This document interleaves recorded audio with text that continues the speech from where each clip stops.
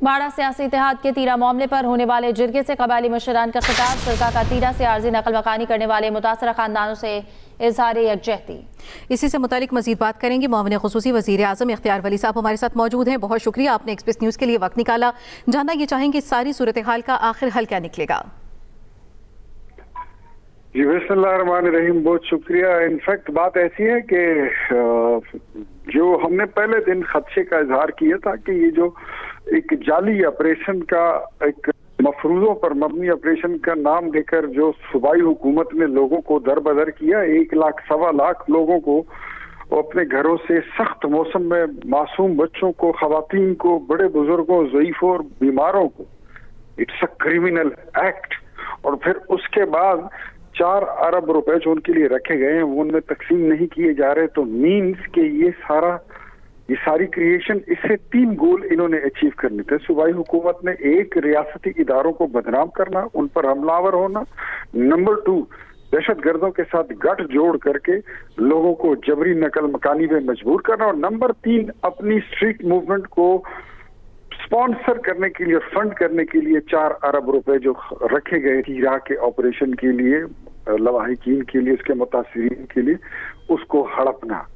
सो पाकिस्तान तहरीक इंसाफ की हुकूमत तो ये प्रूव होती है कि ये क्रिमिनल किरदारों में ये इंडल्ज हो चुकी है। तो जो किरदार इसमें मुलविस हैं उनकी गिरफ्तारी का मुतालबा करते हैं, नेब से दरख्वास्त करते हैं कि पकड़े उन लोगों को जिन्होंने इससे पहले ये जो पैसे गए हैं मोहम्मद में, बाजौड़ में, ये वजीरिस्तान में, कुरम में, उन सबको डिग आउट करना चाहिए कि ये तो 13-14 साल से खैबर पख्तूनख्वा में हो क्या रहा है। ऑपरेशन और कंपनसेशन के नाम पे तो यहाँ पे एक दुकान खुल के रखी हुई है इन्होंने। तो इन लोगों को मेरे ख्याल में कैसर किरदार तक पहुंचाना चाहिए। तिरा में अमन से इनका कोई लेना देना नहीं है।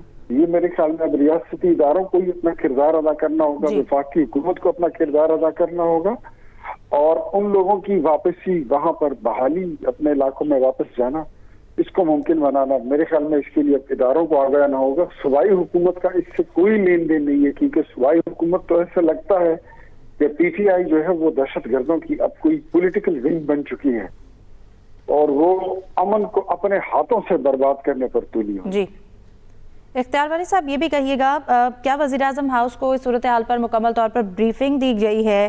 अब इस तनाज़े के हल के लिए वफाकी सतह पर कोई मुश्तरका हिकमत अमली बनाई जा रही है? इलाके में अमन व अमान बरकरार रखने के लिए इदारों का किरदार क्या होगा? वज़ीर आज़म हाउस इस पर इस वक्त मुकम्मल अपडेटेड है, सारी चीजें खुलकर आ गई है। कोई चीज इबहाम में नहीं रही कि वहां पर खैबर पख्तूनख्वा में पाकिस्तान तहरीक इंसाफ की हुकूमत वफाकी इदारों के खिलाफ, रियासत के खिलाफ रियासती पैसा इस्तेमाल करती है। करप्शन के जरिए जो पैसे ये लोग निकालते हैं वो अपनी ही रियासत, अपने ही मुल्क और अपने ही इदारों के खिलाफ इस्तेमाल होते हैं।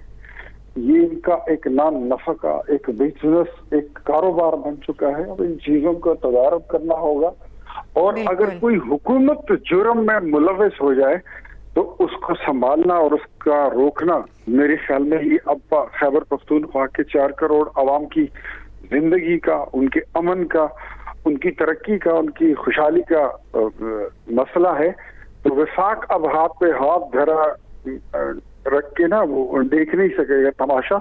अब वफाक को अपना किरदार जो है वो अदा करना होगा, और वफाक करेगा। और जो पहले, अब ऑप्शन कोई भी हो, चाहे इवन गवर्नर रूल ही क्यों ना हो, सारे ऑप्शन ऑन द टेबल हैं, और वजीर आजम साहब जैसे ही वो फैसला करते हैं तो एक्शन फिर करेंगे इंशाल्लाह। कोऑर्डिनेटर वजीर आजम के पी इख्तियार वली खान साहब, एक्सप्रेस न्यूज़ से बात करने के लिए शुक्रिया।